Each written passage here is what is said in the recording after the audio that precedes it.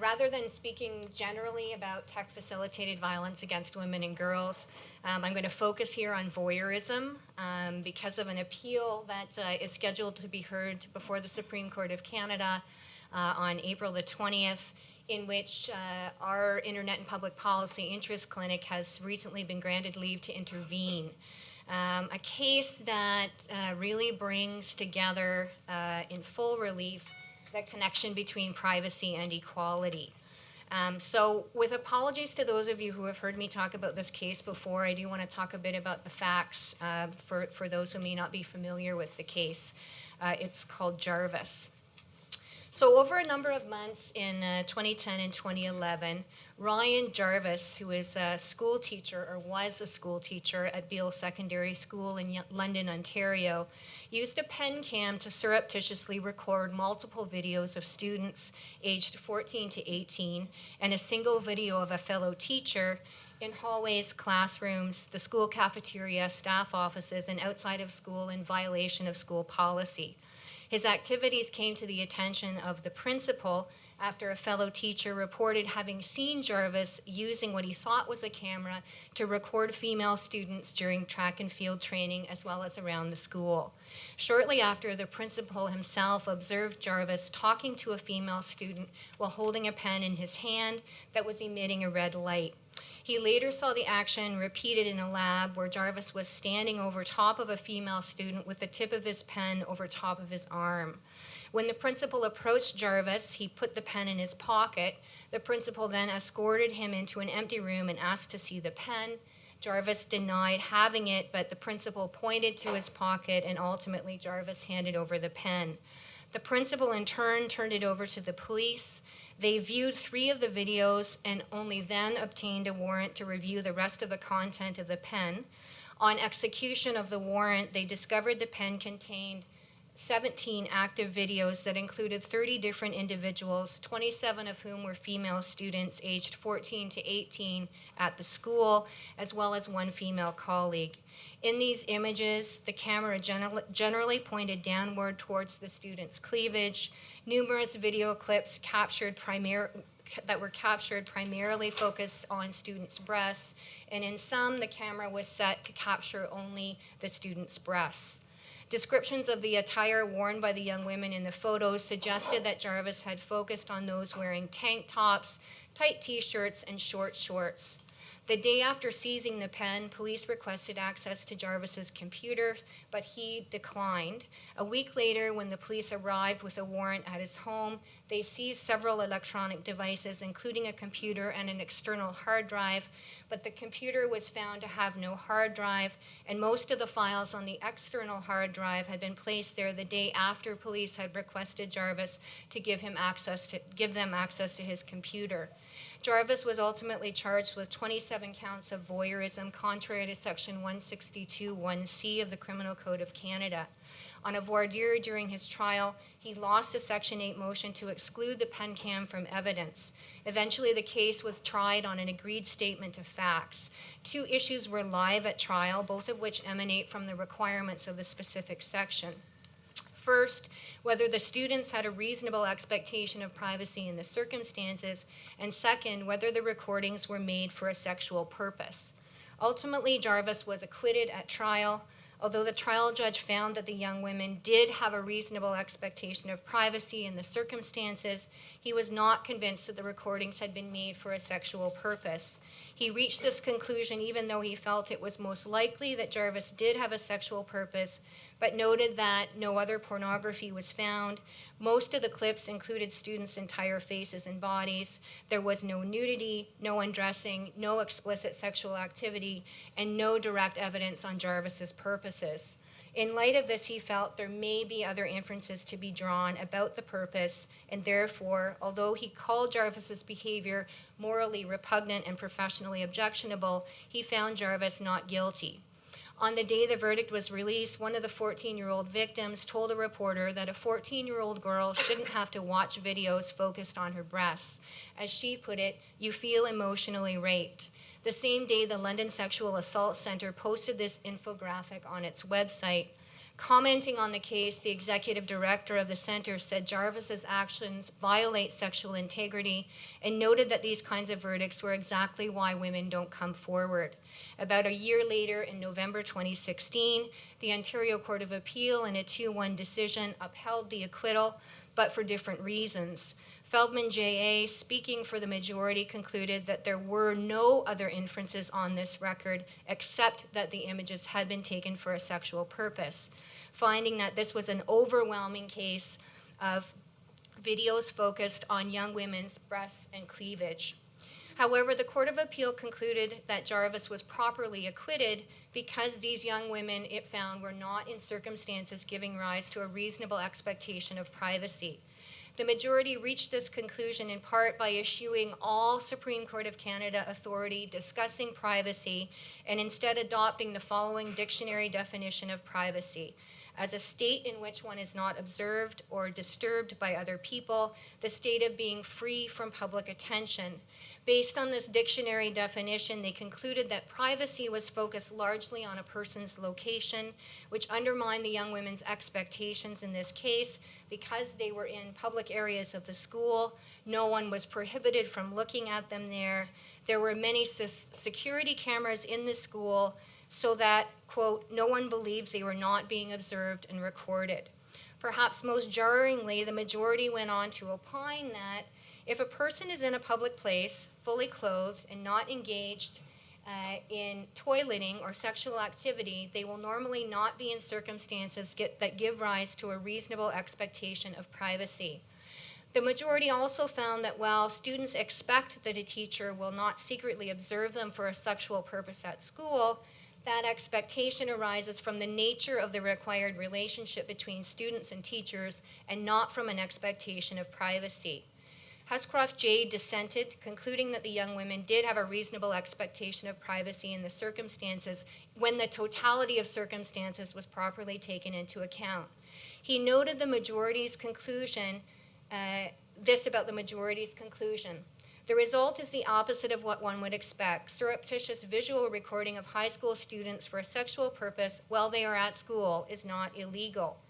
Obviously, the outcome in this case is disturbing for the young women recorded and for the teacher recorded. It also has broader implications for all girls and women who are disproportionately likely to be targeted by sex crimes in general and voyeurism specifically. In our review of 64 reported voyeurism decisions on Canley, 64 of the perpetrators were male, 59 of the victims were female, 9 of the victims were male, and these numbers don't add up because some cases had male and female victims. 31 had child victims, and 20 cases had child victims only. In this way, the outcome in this case and the interpretation of privacy within it are inextricably linked to equality, where girls' and women's rights to bodily and sexual integrity and autonomy are compromised by weak protections for privacy. Their right to equal participation in both public and private spaces is also compromised. This is concerning in all contexts, including in relation to tech-enhanced street harassment, such as in the case of Canada Creep, where 42-year-old Calgary man Jeffrey Williamson is charged with voyeurism in relation to a Twitter account called @CanadaCreep that was set up to post photographs taken in the street of women's body parts. But it's perhaps especially concerning in the school environment because it signals a lack of respect for girls' and young women's rights in settings they have very little control over already, including rights to equal access to education and to bodily and sexual autonomy and integrity, which of necessity requires freedom from sexual violence. As a result, when CIPIC makes its argument to the Supreme Court of Canada, we will be emphasizing the impact of the Court of Appeal's decision, not just on girls' and young women's privacy rights, but their equality rights as well. I expect our argument will be premised on 3 pillars. First, that privacy is normative. Second, that privacy expectations must be determined contextually. And thirdly, that privacy is not to be assessed on a risk-based basis. Let me speak to each of these very briefly. We know from the Supreme Court of Canada in Tesling that the expectation of privacy is a normative rather than descriptive standard. What this means is that proliferation of security cameras in a school environment will not lower protections for privacy. It should also mean that privacy has to be interpreted in a manner that is consistent with and respectful of other rights, including rights to equality. Second, the Supreme Court of Canada in Edwards told us that privacy must be interpreted contextually with a view to the totality of the circumstances. So even for the strict application of charter rights, privacy isn't just about one's location, but about a variety of factors like those identified in Helen Nissenbaum's conception of contextual integrity, which ties adequate protection for privacy to norms of specific contexts. In the school setting, then, it isn't enough, as the Court of Appeal did, to delineate schools as public spaces, therefore attracting no privacy protection. Instead, a contextual approach would examine the distinct set of norms which governs its various aspects, such as roles, expectations, actions, and practices. Taking this approach in this case, a number of things would be relevant. School and board policy that was against Jarvis's behavior, that prohibited the taking of photos in this manner. Young people's understandings of privacy as a social negotiation. That is, privacy is not about whether you disclose or you don't, but what norms surround that disclosure. Who it is you've told, your relationship with them, etiquette around what is okay and what is not okay to look at. The trust relationship between student and teacher, which has been recognized as important to determinations of privacy in other cases. The distinction between looking versus creation of a permanent, distributable, manipulable record that is personally held, which makes it quite different from generalized surveillance by security cameras in school halls. Young people's concerns about the impact of digital records about them on their futures, which was evident in research that Professor Steves and I conducted under the eGirls project, as well as is evident in the OPC's recent recommendation in favor of some form of a right to be forgotten for young people. And finally, girls' and women's right to be respected for their bodily and sexual integrity, regardless of where they are located physically, including freedom from sexual violence and a rejection of automatic assumptions about consent, which are also evident in the law on sexual violence and sexual assault. Our final argument will focus on judicial admonitions that privacy is not to be interpreted based on risk. The Supreme Court of Canada explicitly rejected this in Duarte, as explained in Wong. Privacy would be inadequately protected if an assessment of the reasonableness of a given expectation were made to rest on a consideration whether the person concerned had courted the risk of electronic surveillance. In contrast, the Court of Appeal majority in Jarvis adhered to a risk-based analysis by, for example, distinguishing these young women's situation from the circumstance of upskirting, finding that although in most circumstances people in public have no reasonable expectation of privacy, a woman can expect privacy from someone using a camera to take images of her skirt because that expectation in the circumstances is limited to areas of the body that are covered or hidden. This risk-based analysis is not only inconsistent with Supreme Court of Canada authority, it also plays on sexist and myths and stereotypes that responsibilize women who dress in certain ways or go to certain spaces for the harms occasioned on them. The question then becomes, how far is it we expect women to go in hiding themselves in order to assert a right to expect privacy in relation to their bodily and sexual integrity? In essence, we'll be arguing that the Canadian courts should not be party to approaches to privacy that at base adopt standards of forced modesty and chastity that communicate that women and girls have no rightful place in the public sphere. If you'd like to know more about Canadian voyeurism cases or other case law relating to tech-facilitated violence against women and girls, please visit the Equality Project website and have a look at our data bank of criminal law case summaries organized by offense and jurisdiction. Thank you.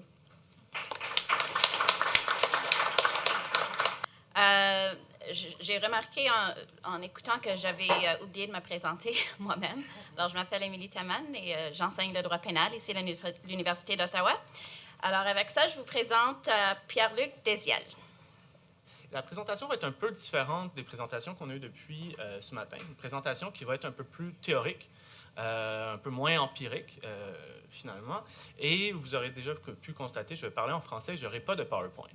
Donc, on va essayer de rester comme ça. Alors, ce que je vais faire aujourd'hui, c'est vous faire part d'une réflexion qui est un petit peu exploratoire et qui prend en considération certaines des dimensions émergentes, une certaine théorie nouvelle qu'on a en matière de vie privée et qui est la théorie de la vie privée groupale, ou du group privacy. Une théorie qui commence à émerger, qui a commencé à émerger dans les dernières années avec les travaux de Taylor, Floridi, à Oxford. Et ce que je vais essayer de vous faire, de vous présenter aujourd'hui, c'est certains des arguments centraux de cette théorie-là. Et essayer de voir comment est-ce que ça peut nous parler en droit canadien et en vie privée. Alors, l'argument central, le point de départ de cette théorie de la vie privée groupale, c'est l'idée selon laquelle l'avènement des technologies de l'information, l'avènement des données massives, de l'intelligence artificielle, de certains algorithmes, amène un nouveau mode de traitement de l'information où l'identité de la personne, qui est un des piliers de notre droit en matière de protection des renseignements personnels, l'identité de la personne est secondaire. Elle devient accessoire. Ce qui devient important avec ce nouveau mode de traitement de l'information-là, c'est l'appartenance de cette personne-là à certains groupes. Okay? Et ce que cette appartenance-là va pouvoir nous dire sur cette personne-là. Comment est-ce qu'on va pouvoir la cibler? Comment est-ce qu'on va pouvoir anticiper certains de ses comportements, prédire certaines de ses actions? Okay? Ce qui est nouveau, parce qu'on s'intéresse en théorie de la vie privée aux groupes depuis au moins les années 70, c'est le type de groupe dont on va parler. Ce ne sera pas des groupes dont les lignes de contour vont s'articuler en fonction de variables qui sont identitaires, politiques, culturelles, religieuses, ce genre de choses-là. Ça va être des groupes qui sont complètement créés de rien, complètement créés artificiellement par des algorithmes, en établissant des points de convergence, des communautés, des recoupements dans les données qu'on va trouver et qu'on va créer ces groupes, et c'est important de le noter, avec des intentions particulières, avec un but particulier en tête. Donc, c'est des groupes que la littérature va qualifier d'algorithmiques, auxquels les personnes ne vont même pas savoir qu'ils vont appartenir. Et ce qu'on va essayer de faire, c'est d'établir des points de correspondance dans les données qui vont être à notre disposition, créer ces groupes-là de manière un petit peu artificielle. Ce qu'on va essayer de voir à travers tout ça, c'est d'établir des tendances qui sont beaucoup plus macroscopiques, beaucoup plus systémiques, beaucoup plus populationnelles, et c'est d'ensuite rattacher ces individus-là, ces identités un petit peu génériques, à ces tendances-là, de manière à ce qu'on puisse les cibler, de manière à ce qu'on puisse prédire certaines des choses qu'ils vont faire, certaines des choses certains des actes qu'ils vont commettre, et puis donc d'extraire une certaine forme de connaissance, extraire une certaine forme de savoir de ces données-là et de ces groupes-là. Donc, par exemple, on pourrait associer quelqu'un à une certaine tendance systémique et voir que certaines opinions, certains avis vont le convaincre. Et donc, c'est un petit peu le problème avec les fake news ou l'information en général, lui soumettre des articles qu'on va prédire qu'il va apprécier, qui va réussir à le convaincre. On pourra aussi peut-être lui soumettre des produits qu'on va pouvoir anticiper qu'il va le séduire. C'est un petit peu le cas de la publicité ciblée. Peut-être prédire certains des actes qu'il va commettre, certaines des actions qu'il va entreprendre. Ça peut être quelque chose qu'on peut utiliser dans le cas de la police prédictive, par exemple.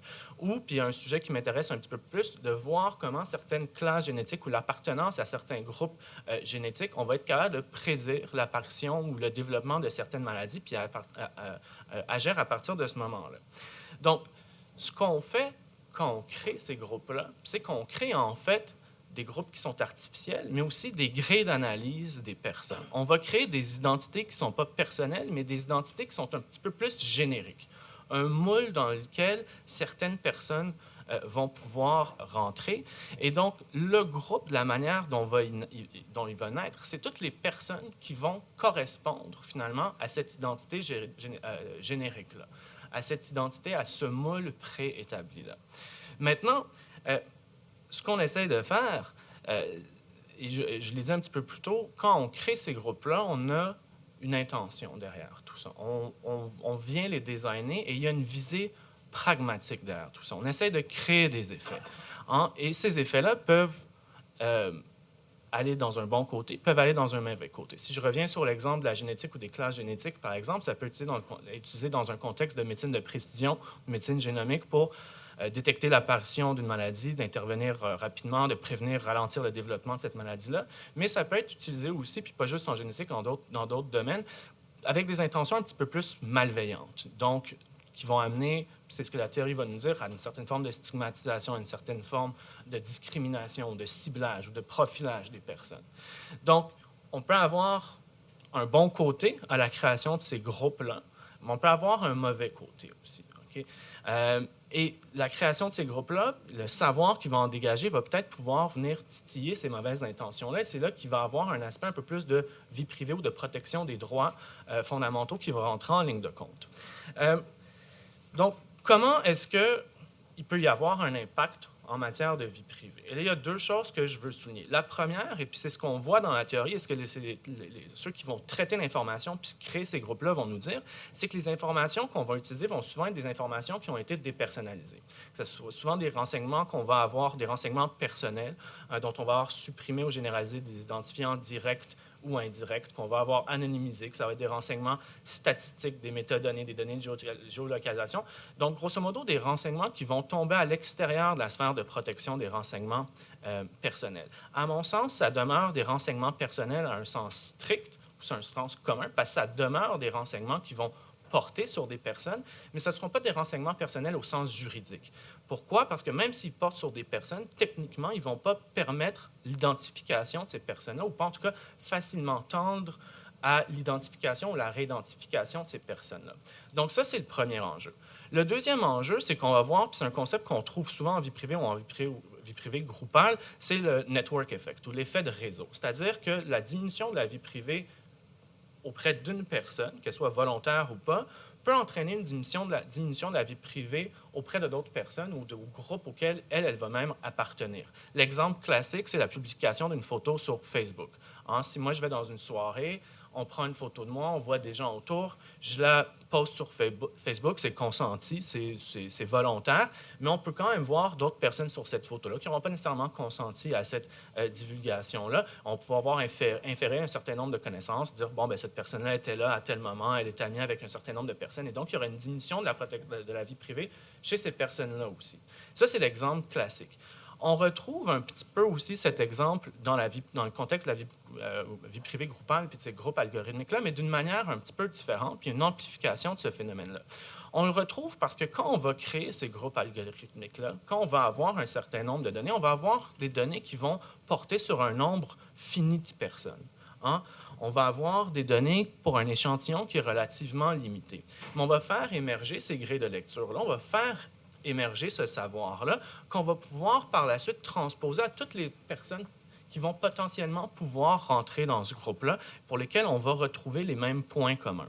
Donc, on crée un savoir qui est déjà préexistant, puis à partir du moment où quelqu'un va correspondre à notre moule, correspondre à notre identité générique, on va déjà avoir toutes ces connaissances-là qu'on va pouvoir transposer de manière un petit peu statistique à son existence propre. La façon dont moi je le vois un petit peu, c'est comme si on étudiait quelques coffres-forts qui sont similaires, qu'on crée une clé pour ce coffre-fort-là, puis par la suite, tous les coffres-forts qui vont arriver puis qui vont lui ressembler, on va quand même être capable de les ouvrir puis de voir un certain nombre de choses. Okay? Ça, c'est la première dimension un petit peu de l'aspect du network effect qu'on va retrouver dans la vie privée groupale. Il est un petit peu différent parce que, contrairement à ce qu'on va trouver, par exemple, avec l'exemple de Facebook, les gens ne savent pas qu'ils appartiennent à ce groupe-là. Ils ne savent pas qu'ils étaient dans cette soirée-là, puis ils ne connaissent pas les gens qui sont autour d'eux. Souvent même, ils ne vont même pas savoir qu'ils ont été profilés ou qu'ils font partie de ce groupe algorithmique-là. Donc déjà, s'il y a une atteinte à leur vie privée, ils ne vont pas pouvoir la revendiquer, ils ne vont pas pouvoir savoir d'où ça vient, ils ne vont pas pouvoir même savoir qu'il y a peut-être une menace à leur vie privée. Donc ça, c'est la première difficulté. La deuxième difficulté, et puis là, on revient sur une problématique qu'on connaît relativement bien en matière en vie privée au Canada, c'est celle de la réidentification, de l'utilisation des renseignements qui ont été dépersonnalisés. Donc, c'est des renseignements souvent qui vont tomber à l'extérieur de la sphère de protection de la loi. Puis la raison qu'on va nous dire, c'est, on ne peut pas identifier les personnes, de toute façon, il n'y a pas vraiment de problème. C'est ce qu'on a aussi dans le cas de la vie privée groupale, c'est comme ça qu'on va défendre ces approches algorithmiques-là. Le problème, c'est quand on étudie ces thématiques-là, on regarde la problématique de la réidentification d'un point de vue beaucoup plus quantitatif. C'est-à-dire, oui, il y a beaucoup de renseignements, mais le risque de réidentification est moindre. Comment est-ce qu'on va croiser les données pour réidentifier? On va interdire la réidentification. Le problème quand on va créer ce genre de groupe-là, quand on va créer ce genre de savoir-là, c'est que je crois qu'on va commencer à créer des incitatifs, des payoffs qui vont être beaucoup plus importants, puis qui vont venir titiller, oui, parfait, ces mauvaises intentions-là, puis c'est peut-être ces intentions de réidentifier les personnes. Si on a déjà tout ce savoir préexistant-là, on a des identités ou des pseudo-identités, des profils, des identifiants qui sont finalement fictifs. Si on a déjà toutes ces clés-là, ce savoir préexistant-là, on va peut-être être beaucoup plus tenté d'aller voir en dessous du capot puis de réidentifier les personnes. Donc, ce qui est assez intéressant pour moi, c'est de dire, bien, l'utilisation des renseignements dépersonnalisés, il y a une menace pas juste au point de vue quantitatif, mais aussi au point de vue qualitatif du type de connaissances qu'on génère, puis de la tentation que peut-être que ça va amener pour réidentifier les personnes. Et donc, ça va m'amener pour la conclusion à parler de qu'est-ce que le droit peut faire par rapport à tout ça. Donc, comme je vous l'ai dit, il y a des problèmes que ça peut amener si on titille ces mauvaises intentions-là de ciblage, de profilage, de discrimination, surtout dans le domaine de la génétique. Et je pense que les réponses qu'on peut amener pour mieux protéger les personnes, mieux protéger le droit des personnes, vient du droit à la vie privée, vient du droit à la protection des renseignements personnels, mais va venir aussi un petit peu de l'extérieur. Comment est-ce qu'on peut adresser ce problème-là au niveau des renseignements personnels ou du droit à la protection des renseignements personnels au Canada? Bien, j'en ai déjà parlé, puis vous le savez peut-être déjà pas mal d'entre vous. Les renseignements dépersonnalisés vont tomber à l'extérieur de la sphère de protection juridique, puis à partir de ce moment-là, et même dans le domaine de la santé, la collecte, l'utilisation, la divulgation ne va pas être soumise à la loi. À mon sens, même si c'est des données qui sont dépersonnalisées puis qui ne permettent pas l'identification des personnes, ça reste quand même des données qui portent sur des personnes. Ça reste quand même au sens strict des données personnelles. Donc, ça pourrait être intéressant que nos lois commencent à mieux encadrer même l'utilisation des données qui sont dépersonnalisées. Peut-être mieux encadrer la collecte, l'utilisation, la divulgation de ces types de renseignements-là, même s'ils ne vont pas directement révéler l'identité de la personne ou facilement révéler l'identité de la personne. Donc, je crois que et on parle beaucoup de comment est-ce qu'on va refondre nos lois, on devrait cesser d'exclure complètement de la sphère de protection ces renseignements-là, peut-être les ramener au sein de la sphère de protection, puis trouver un aménagement, on va pouvoir faire une utilisation de ces renseignements-là, mais que ces renseignements-là soient mieux protégés, puis que la personne ait peut-être plus de choses à dire sur l'utilisation des renseignements qui ont été dépersonnalisés. La deuxième chose, c'est une chose qu'on observe un peu, c'est que la réponse, elle vient aussi un petit peu à l'extérieur du droit à la protection de la vie privée. Puis s'adresse à une autre composante, puis je pense que le droit à la vie privée ne peut pas agir tout seul par rapport aux mécanismes qui vont interdire la discrimination, le profilage, la stigmatisation des personnes. Je reviens très rapidement sur mon exemple de la génétique. Vous avez probablement vu qu'au Canada, on a adopté en 2017 une loi sur la non-discrimination génétique qui vient interdire, en fait, de fonder des décisions sur le bagage génétique des personnes ou de forcer la divulgation de ces renseignements-là. Donc, il y a une composante de vie privée, mais je pense que la problématique de la vie privée groupale va donc pas juste venir du droit à la vie privée, mais aussi d'autres initiatives comme ça qui vont venir de l'extérieur. Donc, il y a plusieurs exemples. On pourra en revenir dans la discussion. Je ne vais pas rentrer tout de suite là-dedans parce que je pense que le temps est limité puis je pense qu'on veut respecter ça. Donc, je vais conclure là-dessus et j'espère qu'on aura l'occasion d'en reparler. Merci beaucoup. Thank you. So my talk today is on something, it's a paper that I've been working on for, oh, keep talking, okay. Paper I've been working on for some time now, and I really need to finish. Especially since it's one of those, this is one of those areas where the longer you let something wait, the more stuff happens and the more you have to add and write. So my topic is transparent privacy. And of course, transparency and privacy, I think, are very closely related topics, certainly in the context of data protection, although they do seem to conflict a little if you think about transparency and privacy. What I try to do in this paper is essentially develop a transparency lens through which to look at data protection in particular, so privacy in the context of data protection laws, particularly PIPEDA. So in general terms, the concept of transparency is about making information available, making it available to people. And what information is actually provided and in what form are going to be factors in terms of determining how meaningful the transparency is. So transparency on its own, it's hard to find a core normative concept for transparency. So much depends on how transparency is actually implemented or put into effect.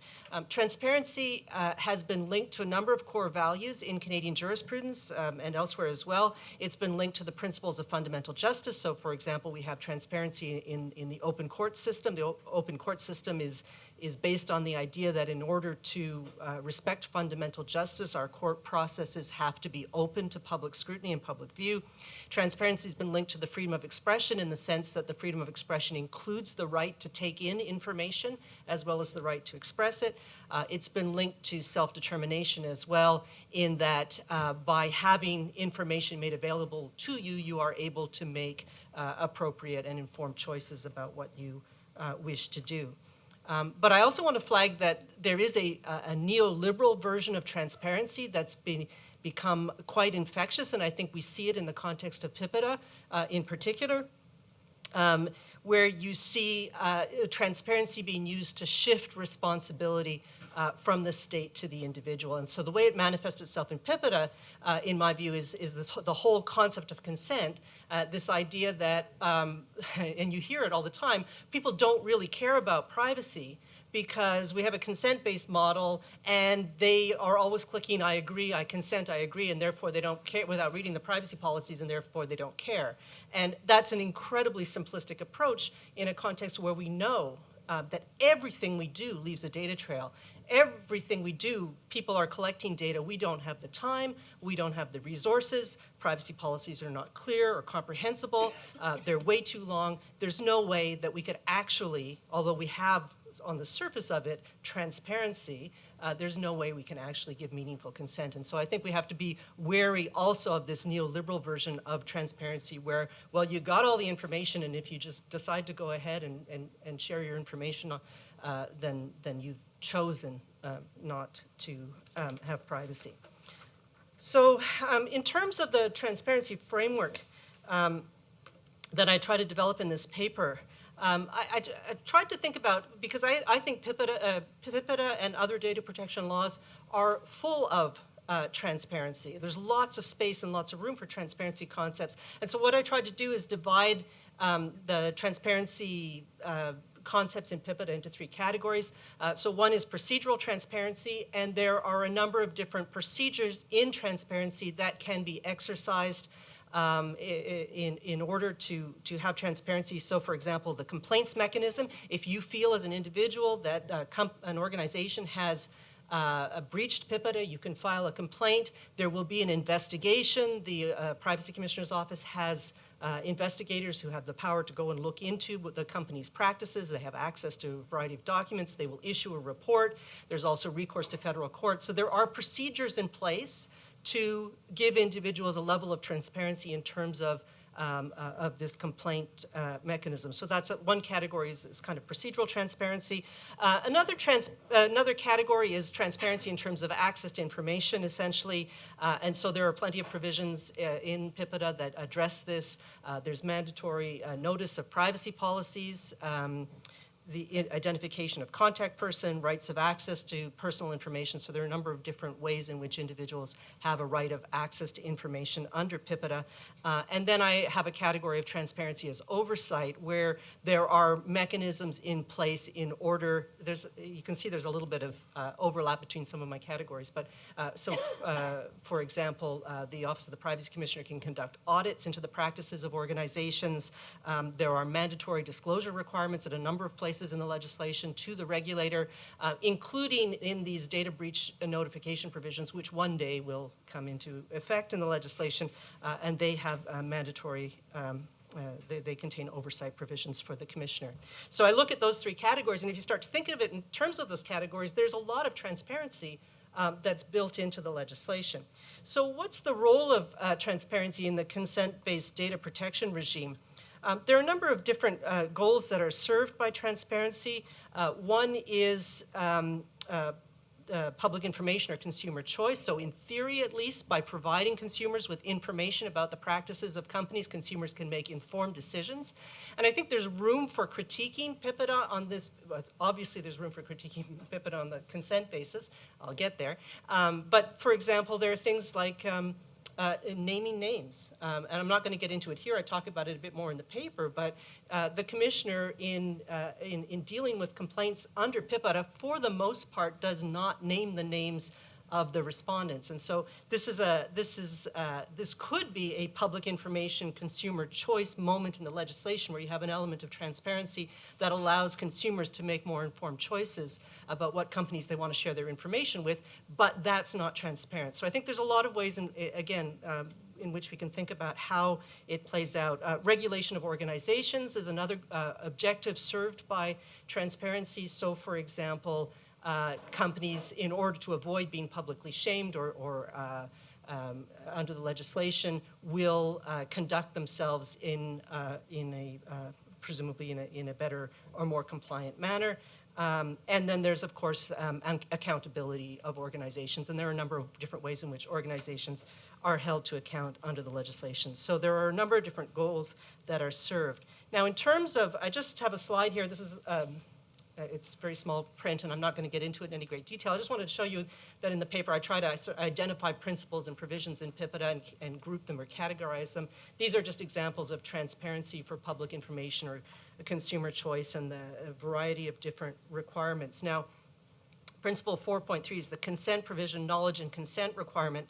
And I put in italics there, note exceptions to consent requirement are in Section 7. And there are a lot of exceptions to the consent requirement. And I'm going to talk about that in a minute as well. So consent is treated as a cornerstone of PIPEDA. This is the backbone of PIPEDA. The ETHI committee has just released a report in which it also says consent should continue to be the cornerstone of PIPEDA. It's premised on notice and knowledge. In other words, it depends on transparency. It depends on companies disclosing how they are going to treat information and on ways in which individuals can access information in order to tell whether this is actually taking place. And I think consent is broken within our current system for a couple of reasons, probably more than what I've listed here, but in broad lines. One is that the number of exceptions for collection, use, or disclosure without consent is growing without adequate counterbalancing measures to preserve some kind of transparency. I'll talk a bit more about that in a second. And also there's a growing burden that's being placed on individuals to manage consent within a context in which it's become impossible to do so. Now, in terms of exceptions to consent, these are pretty blunt numbers, and I admit that. But I think, nonetheless, there are times when it's fun to be blunt.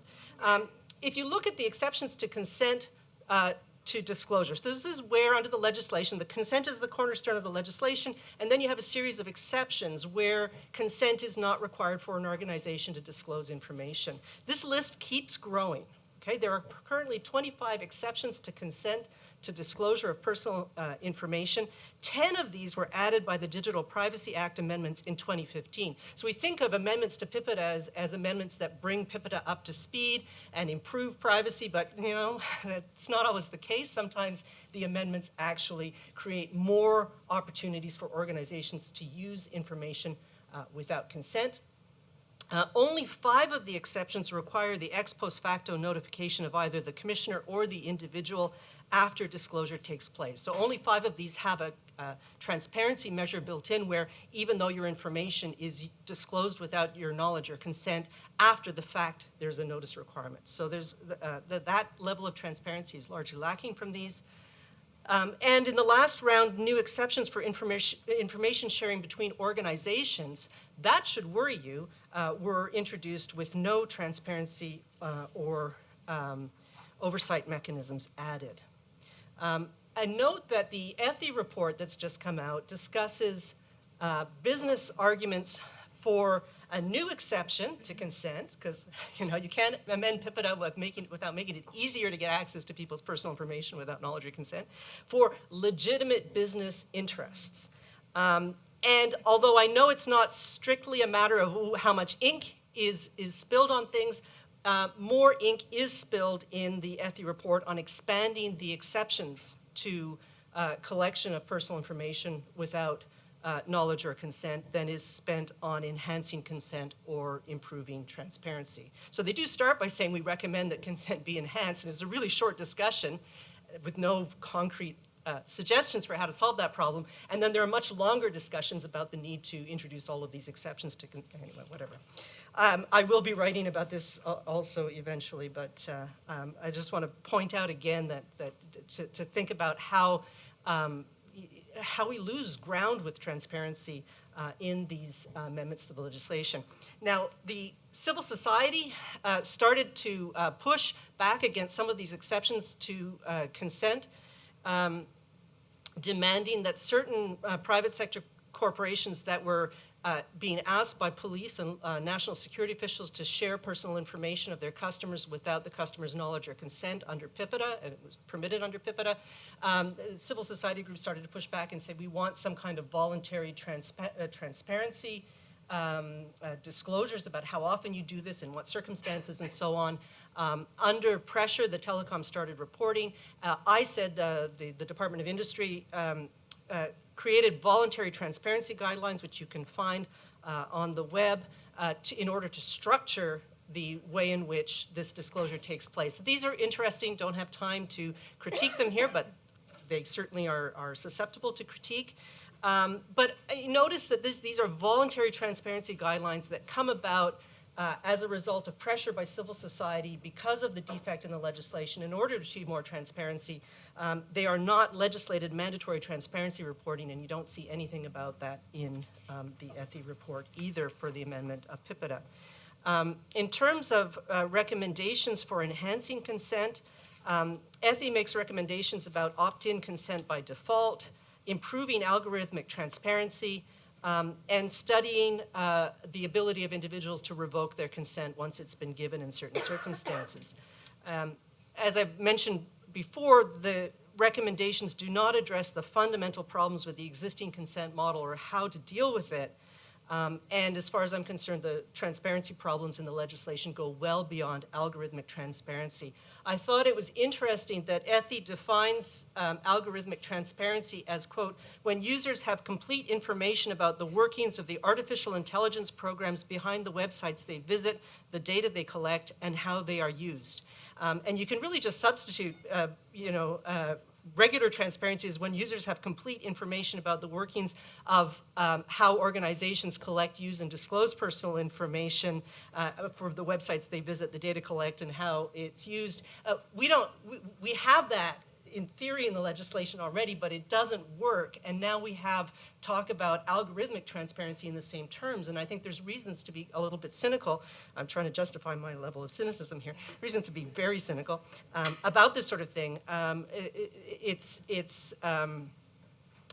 think we really have to think very seriously about how we do transparency. It's very, very simple to say, oh, well, now we have to do algorithmic transparency, but we have completely failed to do the transparency around consent or to do it in an appropriate or proper way. And I think we need to give some attention to that and not just say, oh, look, this is the new flavor of the month and let's do this kind of transparency too when we haven't figured that out. And I note also with respect to algorithmic transparency that there are already signs of problems with the right of access to personal information and the exceptions for confidential commercial information, so that even within the current structure of the legislation, I already see that even where you might be able to have some kind of algorithmic transparency, it's already failing with the exceptions to confidential commercial information. So I've just been flashed the zero sign. I have some concluding thoughts, but they're really, I mean, this is a big paper and it's a 15-minute presentation, so the conclusions are going to be pretty vague and general. They're going to be exactly what I've been criticizing ETHI for, so anyone from ETHI is listening, they can pick on me on Twitter for that. Essentially, where I'm going with this paper is to argue that transparency, and not just the neoliberal version of transparency, should be much more of an integrated theme in PIPEDA and in any PIPEDA reform, that we should be using this lens of transparency to think about how the legislation functions and whether the provisions that are in the legislation already are functioning in the way they are supposed to in order to support data protection and privacy. And I know that the GDPR actually does this as well. They pull transparency out and give transparency a great deal more play in the GDPR, and I think that's interesting as well. And if I published this paper a couple of years ago, I would have taken credit for that, but anyway, never mind. No new exceptions to consent without transparency, and I think we should start drawing the line and say, you know, if you're going to start saying that information can be shared without knowledge or consent, then there has to be some transparency around that. And meaningful procedural transparency, transparency in terms of access, and transparency as oversight should all be enhanced and protected. So I will just sit down there. Thank you very much. Bonjour tout le monde. Merci beaucoup de m'avoir accueilli. Si je tremble, ce n'est pas par nervosité après 14 ans à cette institution, mais c'est parce que je suis en convalescence d'une méchante pneumonie.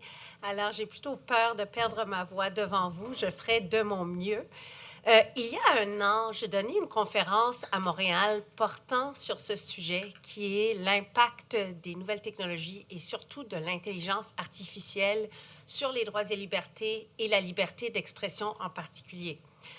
Je soutenais à l'époque, comme je le soutiens aujourd'hui, que l'ère numérique a entraîné un changement qualitatif à nos communications et surtout remis en question le modèle du marché des idées qui est si populaire aux États-Unis.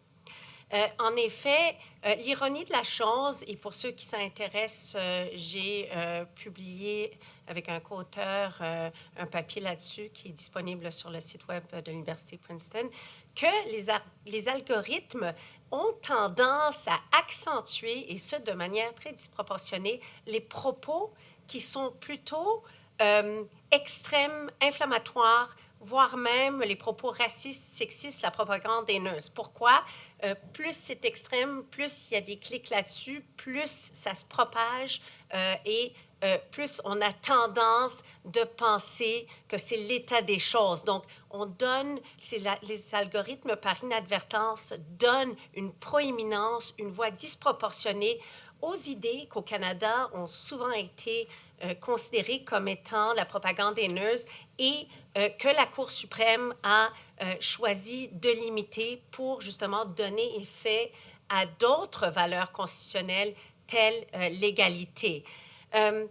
So it therefore stood to reason that the Canadian paradigm, which applies to the brick-and-mortar world, that is to say, limiting freedom of expression in certain circumstances in order to give voice to values such as equality and prevent more vulnerable voices, such as those of women or minorities, from being chilled, should apply to the internet. That is to say that the idea of marketplace, in fact, has a chilling effect on those more vulnerable and marginalizes them from what was supposed to be the most democratizing medium, right? Freedom of expression is the proverbial soapbox. In the past, if someone had something to say, they couldn't do so unless they had the ability to pay for an ad in a national paper, whereas today, any individual can bring down a company to its knees by a simple tweet, right? So this is a very positive development, but on the other hand, we want to make sure, given the lack of oversight, that women's voices, minority voices, those who have traditionally been vulnerable and marginalized are not chilled and do not lose their voice online as they have offline. So a year ago, I was advocating for certain limits and certain oversight. My talk today is entirely different. What a difference a year makes.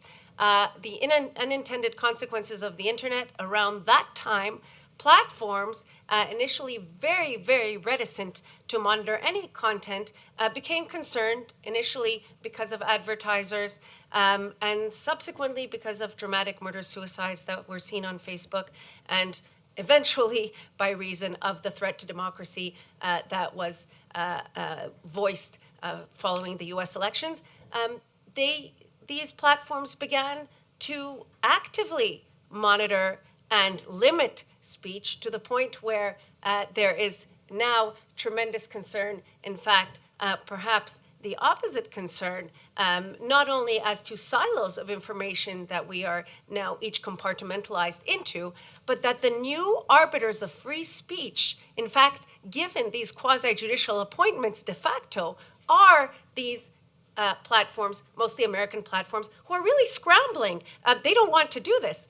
The Guardian exposed the handbook of one company and the criteria for removal. Now, the Supreme Court of Canada, expert judges were at pains and were certainly in a 5-4 decision as to what the proper limits are in expression, whereas now manuals, corporate manuals are being developed, giving these criteria and these examples that I shudder to raise in front of you as to when expression should be limited. And at first it was based on trusted flaggers and on terminology.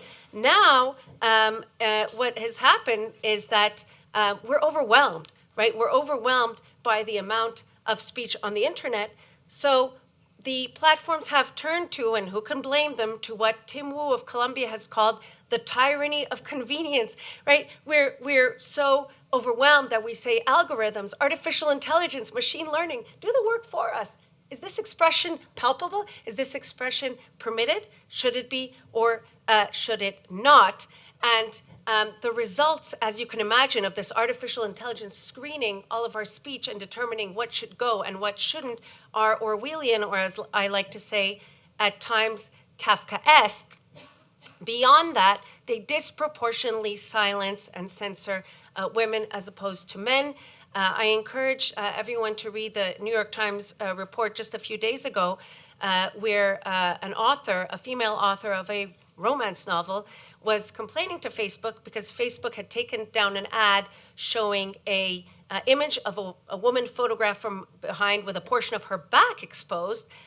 Quote, it was no more racy than an Olay ad, but this is no Butler, R versus Butler decision. This is no Little Sisters decision. This is Facebook and an algorithm saying, sorry, that doesn't go. Whereas when the same author posted a naked torso of a man's chest and stomach, and pardon me, with part of his hands inside his pants, that image stood.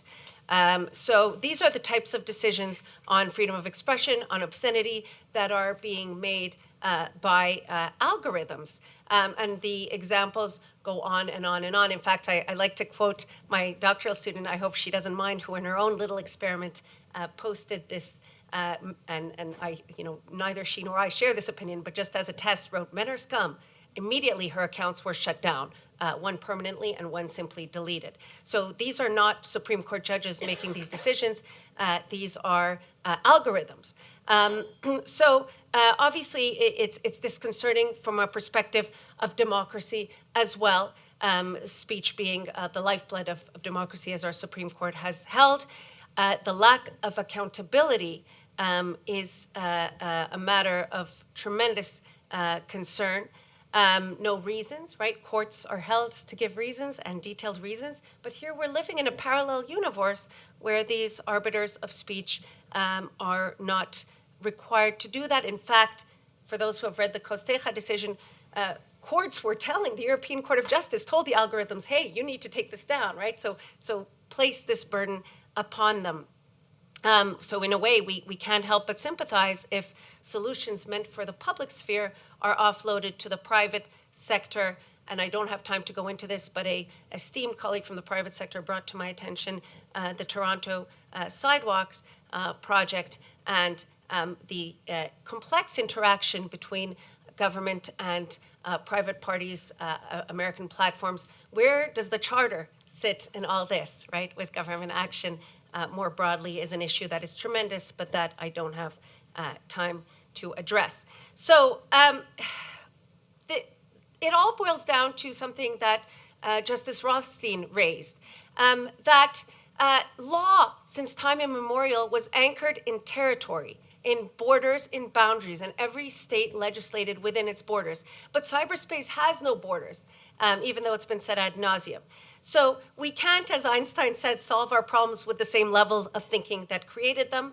Cyberspace challenges the very essence of our legal presumptions, of the border between private law and public law. Intermediaries, by their very nature, are transnational.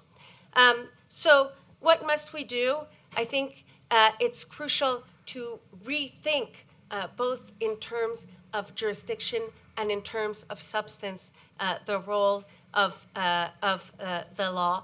C'est vraiment un cri d'alarme, en quelque sorte. Il faut que le droit repense la juridiction, l'application de la Charte des droits et libertés dans un cybercontexte pour encadrer l'intelligence artificielle.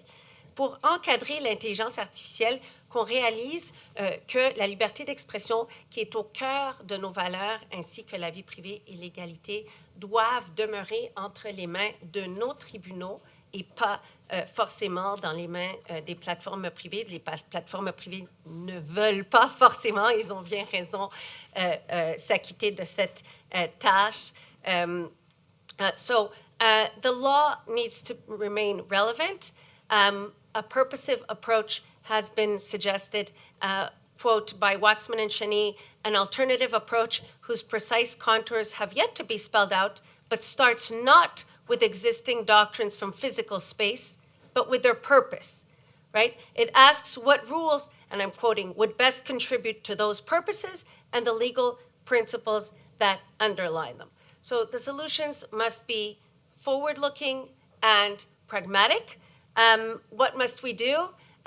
Professor Scassa has mentioned, and it's always ironic that we run out of time with a what must we do. So I've gone on and on about the problems, but with the solutions, I have no more time. Professor Scassa mentioned consent, and I applaud the Supreme Court of Canada for taking a courageous step first with AB versus Bragg, eventually versus Duez, realizing that the old models must be revisited. It is a difficult task, but it is one that we cannot shy away from if we want the Charter to be relevant, if we want Canadian law to be relevant, if we want Canadian courts to be relevant. And Justice Rothstein mentioned the difficulties of the relevance of Canadian courts with what happened with Equistec. Secondly, for the Charter of Rights to remain relevant, we must have state action being broadly defined. I don't have time to go on, but the European law is very helpful where the human rights framework can more easily reach private parties through horizontal application of human rights norms to relationships between private parties, not only indirectly, but directly, and the examples are quite interesting in German law as well. In the end, the solutions are technological, but the problems are human, and artificial intelligence holds tremendous, tremendous promise in assisting us, but we must not defer authority, be it as jurists or as Canadians, to machines to make those choices and ensure that fairness, accountability, and transparency are present not only in the physical world, but in this parallel world of cyberspace, as Michael Geist had said so many years ago, right, when those insisted that the internet is a Wild West and cannot be subject to law. The law is everywhere, including in cyberspace. So thank you for bearing with my voice, and hopefully I can answer your questions.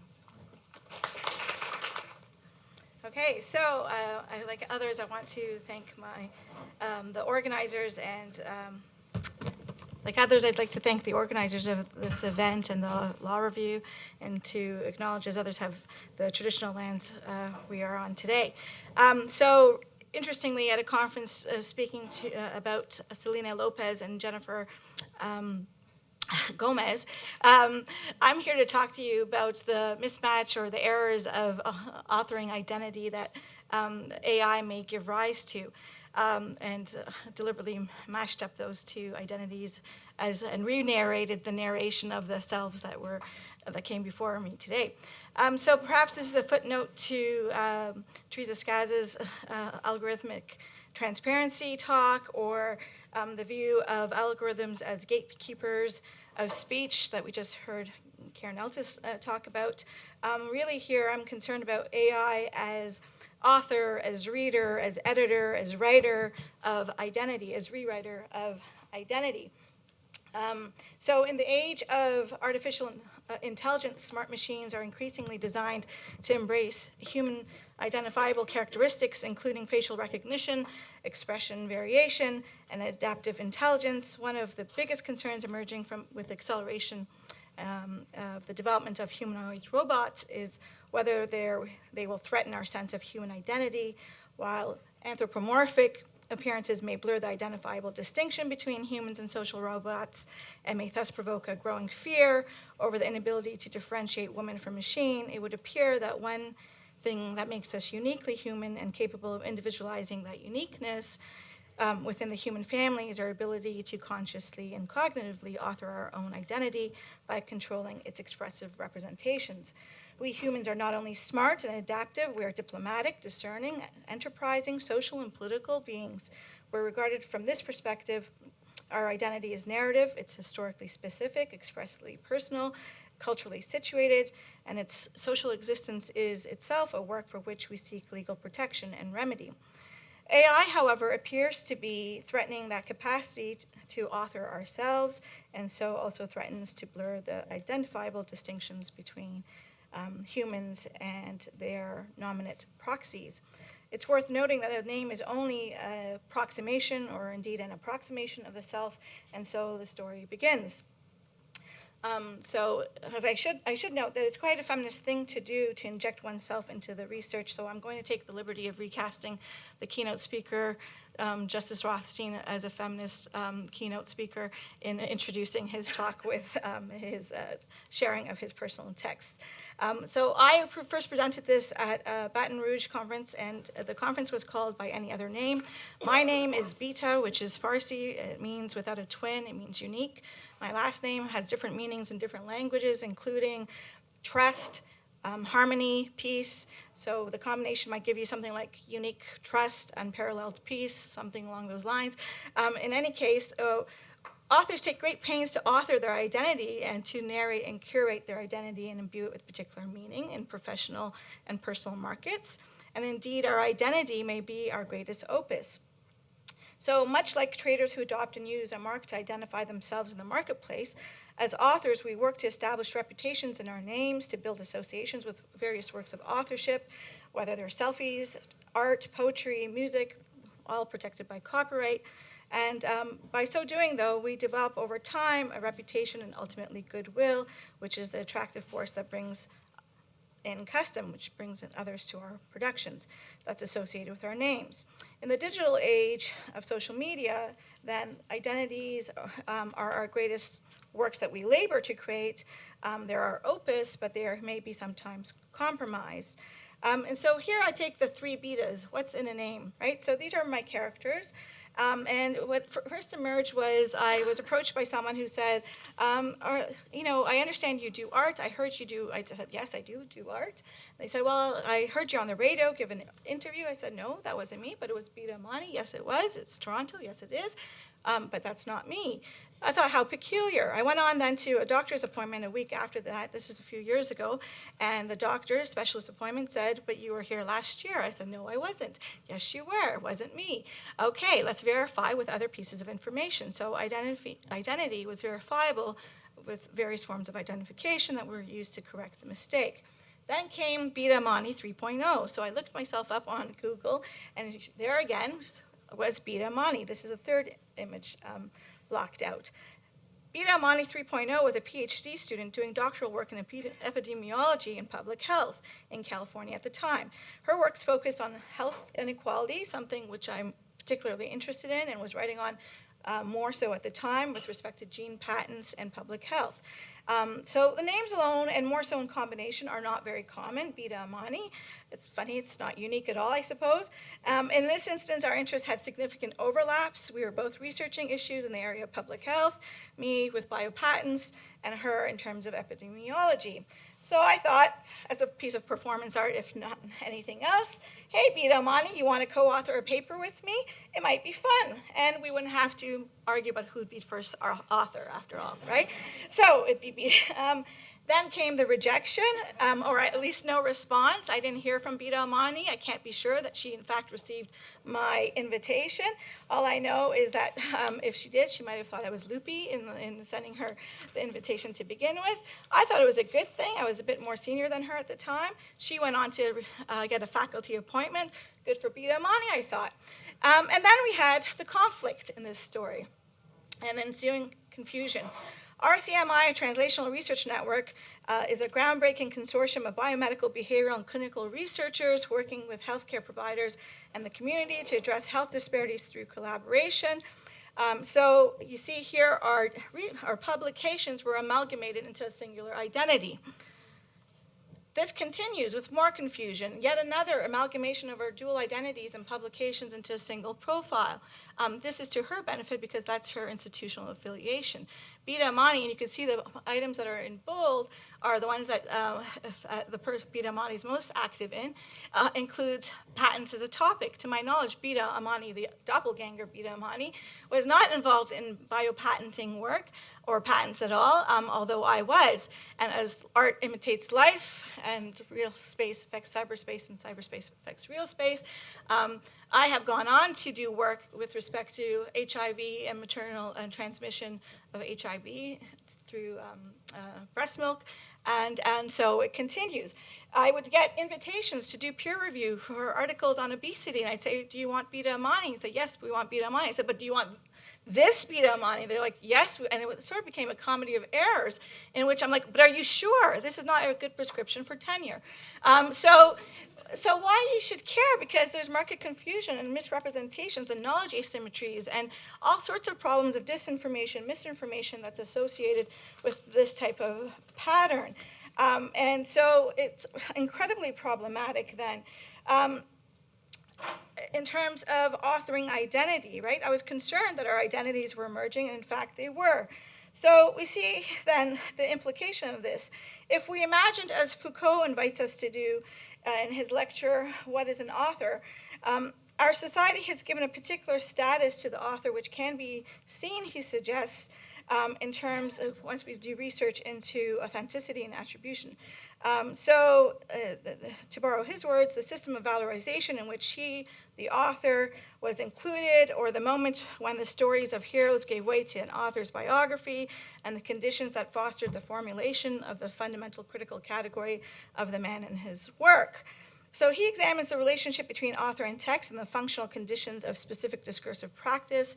And we could imagine, he writes, a culture where discourse would circulate without any need for an author. Discourses, whatever their status, form, or value, and regardless of our manner of handling them, would unfold in a pervasive anonymity. In such a future, there would no longer be the tiresome repetitions of who is an author. We wouldn't really care about that. Those types of questions would be replaced with what are the modes of existence for this discourse? What matter who is speaking? So the focus being more on the modes of existence for the discourse rather than the speaker.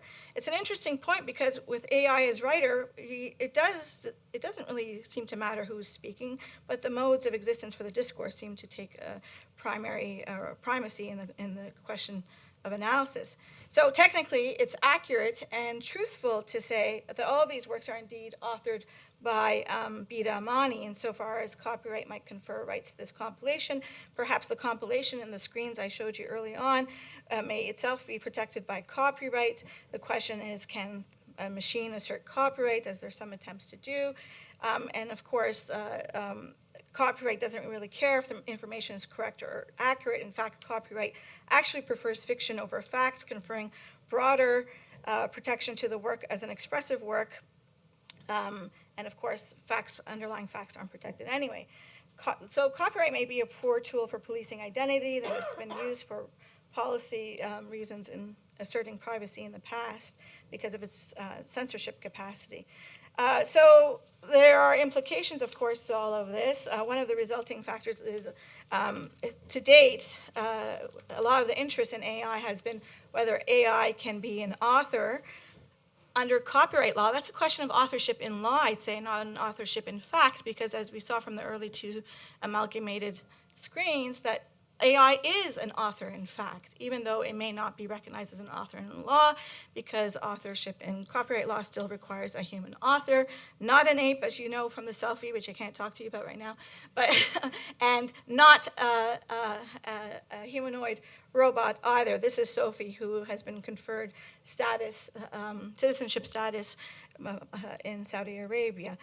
There's a great video. I don't have time to play it, but there's a great video. I invite you to go spend some time on YouTube with Sophie. She's very interactive, and you'll enjoy her company.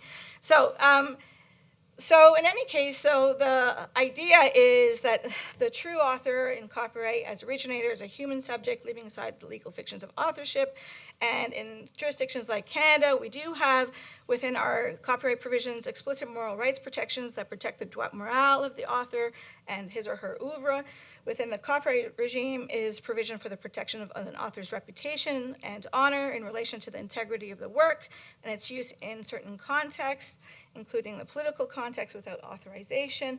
But I don't think this type of protection would capture the kind of concerns of mistaken identity. That's not to say that mistaken identity issues are not prevalent in real space with real humans either. Another case I don't have the opportunity to talk to you about is a recent case of Peter Doig and the ensuing copyright litigation over a painting involving mistaken identity over the artist's artistic work's authorial pedigree. A famous author was rejecting that this was in fact his work when the assertion was being made by the purchaser who wanted it to be that particular author's work because of the author's fame. And so in this case, the artist had to spend 3 years and a lot of money proving that that was not his identity, even though, I'm just going to quote, he says, "This case is a scam, and I'm being forced to jump through hoops to prove my whereabouts over 40 years ago, at great cost and money involved. Just because two people both do art and share the same name doesn't mean that this art was my art," was the position.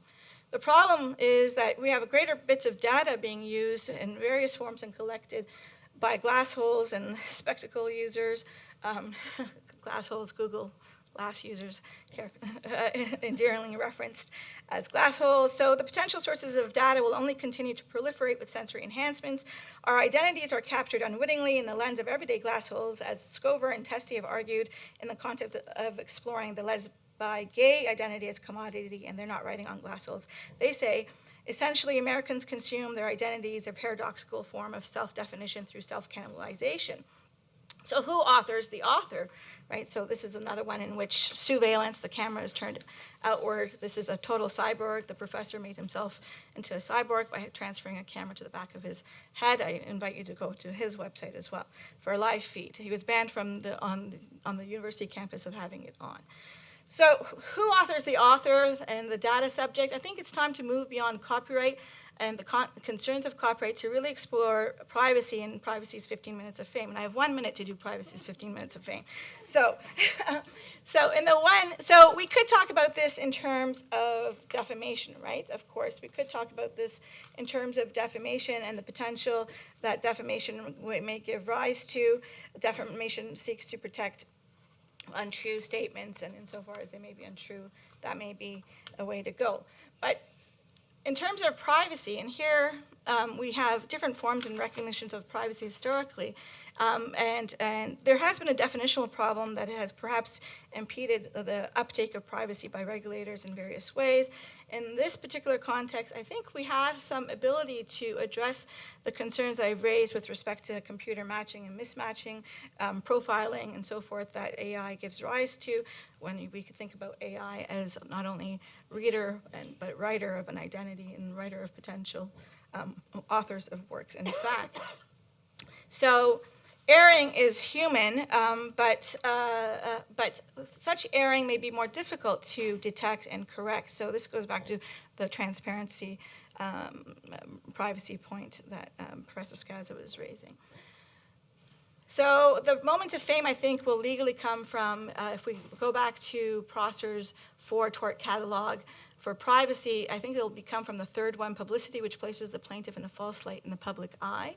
And I think that we just recently had an uptake with respect to public disclosure of embarrassing facts about the plaintiff in the Doe decision, which is an unauthorized publication of sex in that case. So I think, and we've already had recognition for intrusion upon seclusion, so I think it's up for number 3 in this context. And in that way, I think such a recognition of such a right, and maybe one more minute if I can just, it may allow us to address some of the concerns of the AI as reader that I'm trying to problematize in this paper. We may debate the right to be forgotten and whether Canada should adopt such a position, but I think if you look at the bottom of this page, that less controversially, I think we could say that perhaps we need to think about the right to be remembered rightly, the right to be remembered correctly. So this is highly problematic, of course, because if you can imagine if those publications were more controversial, if they were on terrorism, if they were on human rights vindications in difficult contexts and jurisdictions, the amalgamation of identities might have serious barriers and implications for travel, for personal security, and so forth. And I think I'm going to leave it there, just saying that we need to make sure that our society is governed by the laws of humans and not by the de facto laws of machines. Thank you. So I feel like after this presentation, as someone who doesn't do research in this area, I'm feeling overwhelmingly pessimistic about the current state of affairs, but also enormously optimistic in knowing that there are so many big brains working on these issues. And I would like to open the floor to some questions, but I did want to just start by asking the panelists for their views on the capacity of legal institutions and political institutions to effectively tackle some of these issues in a timely manner. And I raise that as someone who has come to the faculty recently from the practice of law, where the fax machine continues to reign the day in terms of the technology of our time. And so that certainly foreshadows my own sense of the legal profession's capacity. But I wondered whether any of you had any comments, given the enormity of the challenges that you've identified, and the pace at which our legal and political institutions are able to adapt and change, where you think things might be going on that, if any of you had any comment on that.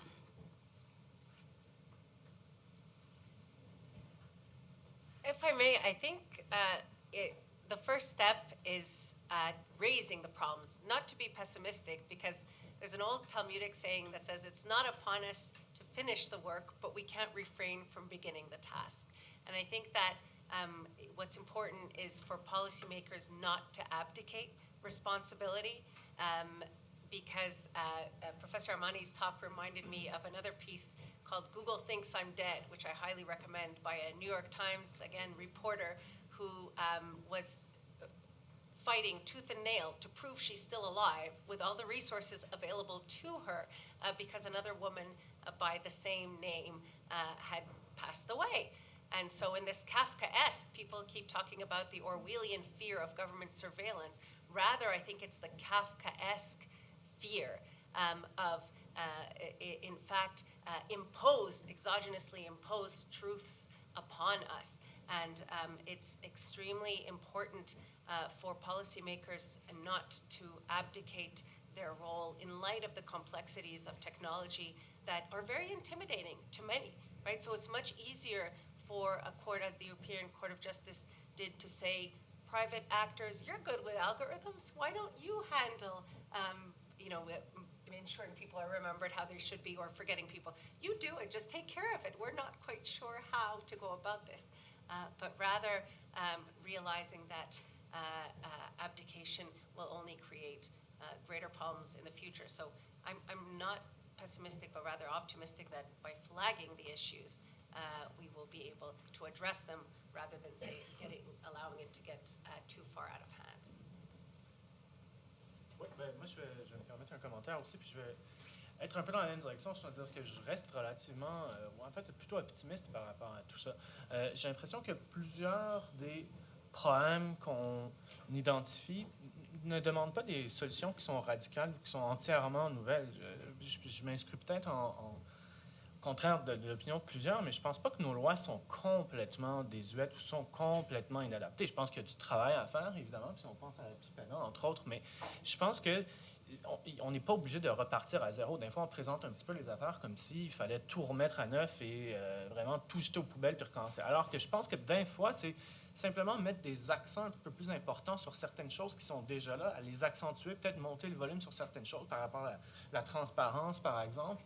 Moi, je pense qu'une des choses qui peut être importante en matière de données personnelles, c'est peut-être juste de redéfinir qu'est-ce qu'on entend par une donnée personnelle. Est-ce que la composante d'identification est encore pertinente alors que presque toutes les données, une fois qu'on les combine, vont être capables d'identifier quelqu'un? Est-ce qu'on ne devrait pas juste parler de données personnelles au sens strict, puis dire les données personnelles, c'est des données qui portent sur des personnes, pas juste des données qui portent sur des personnes et qui permettent de les identifier. Donc, je pense que c'est souvent, en fait, la grosse partie du travail, peut-être pas tout, peut être faite avec des petits accents différents, des petites modifications, et donc on n'est pas obligé d'attendre qu'il y ait une motivation politique pour tout refaire ou repartir à zéro.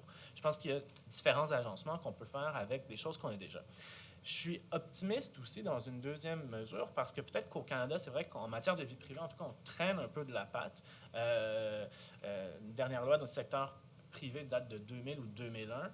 Mais je crois quand on regarde au niveau international, il y a des belles initiatives, il y a des bonnes initiatives, évidemment, qui ne vont pas toutes régler, que les mises en œuvre vont être un peu compliquées, mais qu'il y a quand même une volonté au niveau international de commencer à trouver des solutions novatrices à certains des problèmes qui ont été identifiés aujourd'hui. On a parlé de transparence algorithmique. En France, il y a il y a le projet de République numérique qui commence à prendre en considération ces problématiques-là. Sur la transparence des algorithmes, comment est-ce qu'on va faire exactement? Il ne faut pas juste en parler, évidemment, il faut qu'on mette un peu de chair autour de l'os. Le règlement européen 2016 qui va bientôt entrer en vigueur, il y a des choses quand même assez avant-gardistes du privacy by design dans tout ça. Donc, je pense qu'il y a des bonnes raisons de rester, puis je suis d'accord avec ma collègue, optimiste. Je pense qu'il ne faut pas attendre qu'on soit prêt à tout refaire, mais juste d'identifier des fois peut-être des solutions qui sont peut-être un peu plus simples que ce qu'on entrevoit. Le droit est quand même assez bien fait de manière générale, moi je dirais. Donc le travail à faire n'est pas de repartir complètement à zéro, c'est souvent ce qu'on entend. Puis là, ça serait compliqué, ça prendrait une mobilisation qui serait beaucoup plus importante. I was just going to say that in terms of, I go back to Teresa's talk about the neoliberalism. And I think there's sort of two things I want to say about that also relates to this idea of regulators not abdicating their responsibility. And really, one of them is that the transparency model and the consent model, I honestly believe are in days gone by. I don't think we're in a position where people can understand. If we ever were in a position where people could understand things in a way that gave informed consent, we are rapidly in an environment where that is just not the case. And so you can give people all the information you want in the world, and the realities of their lives will dictate that they'll either have to agree or not, depending on what hangs in the balance. And the other thing is that we have to resist the stranglehold of industry, which threatens us with, you don't understand, you don't have the technological capacity. You know, the reality of it, and I use this example all the time, I don't understand how Scott makes paper, and probably lots of legislators didn't. But they said, from an environmental perspective, here's a result that's unacceptable. These things can't get dumped in the river.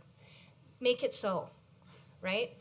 So I think that part of the task of legislators is to understand what are the community bottom lines here, and not be threatened by industry saying, well, you just don't know how it works. Maybe in some instances you do need to know how it works, but in many instances, all you need to know is what's not a permissible outcome. And we just have to stop shying away from that. Yeah, go ahead. Yeah, so in my case, so I would agree, first of all, with everything that's been said before me by the panelists, but in my case, my inquiry originated with a practical problem because I was experiencing mistaken identity, but I think it led me to trying to maintain clear distinctions between different remedial solutions. Not because I think the third solution in terms of the process torts as a tort will be an effective way of policing this problem, right? There's lots of costs involved, there's access to justice issues involved, and all sorts of things. But I think there's been so much discussion about whether AI can be author, and I think it's so gratuitous, right? I mean, if you think about the purpose of copyright law, it's to incentivize the creation of an expansion of the expressive universe. AI doesn't need incentives, so why are we even having that conversation? It's the wrong conversation. We should be more concerned about AI as reader, editor, writer. And so first to conceptualize the problem, because once we conceptualize the problem and have conversations about it, then we can actually mobilize towards, as constituents for proper representation of what are the actual issues in fact. No, don't give more property rights because copyright owners are knowledge intermediaries. Do we actually need AI to be a copyright owner on top of everything else? No. And then to be a policer of copyright with using algorithms to see if something is prima facie infringement and therefore you must take it down off of YouTube or elsewhere without any consideration of users' rights or other policy considerations? No. And then, to move away from those conversations and say, okay, what's the interest here? It's a privacy interest. Before we can actually articulate what might be the best remedial solutions for that interest, we have to know the nature of the interest involved, I think. So for me, the line of inquiry was to just sort of think, well, here are existing forms of protection and why they're failing. But I think the main problem is an abdication problem, right? We can't just abdicate, but as constituents, we have to know what's going on before we can actually demand change. Est-ce qu'il y a des questions pour nos panélistes? Oui.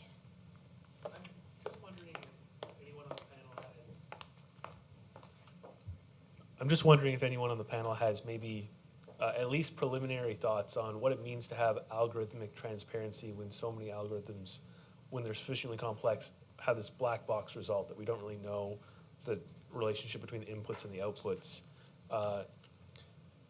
When the ask is just make sure that consumers or users understand enough that they understand generally how something works, is that not just letting people basically put it in the hands of communications to say, here's all people need to know about how this thing works and that's it? How do we make that a meaningful transparency requirement?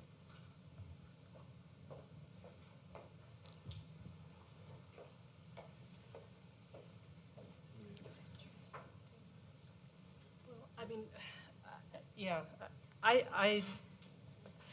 I don't know if the answer is to push information out to people and give them a lot more information that is going to be difficult to process. The answer may be, though, having mechanisms by which, I mean, there are been a lot of other solutions that have been suggested that might involve some form of transparency through regulator oversight or through oversight by some special body or committee or so, and that's part of what I try to get at in my paper as well, is that there are sort of multiple versions and manifestations of transparency and different ways that transparency can manifest themselves, and that we have to think about transparency in a more complex and complete way than just simply like pushing information out there and letting people do things with that information. That's kind of the neoliberal version of transparency, where it just becomes another burden on the individual to do something about it. So I think that we have to be thinking about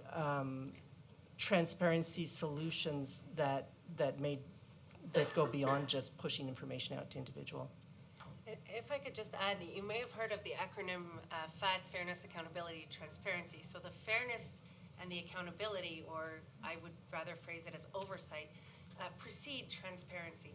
Because in the end with algorithms, and to my understanding, it's garbage in, garbage out, right? And we've seen examples where racist assumptions or sexist assumptions, such as male doctor, female nurse, and more frightening racist ones, which I don't want to raise here, were fed it right in, and what came out was scandalous. So the transparency is in terms of what goes in, I think, is one component of it, because there's a tendency to say, well, the algorithm did it. There's nothing, and I've seen in cases where individuals were defamed and had terrible things attached to their name, and when they complained, we're told, but it's the algorithm. So what is going in to create what's coming out? So that's the fairness, and then the accountability is the oversight. and only then can we have attention to transparency, perhaps. Yeah, and so I would just add to that one of the primary functions of transparency is accountability. And so I was looking at some literature in a different context regarding mortgages and how women are disadvantaged by algorithmic determinations of mortgages, even though the data also reflects that women are better at paying back mortgages in the long term.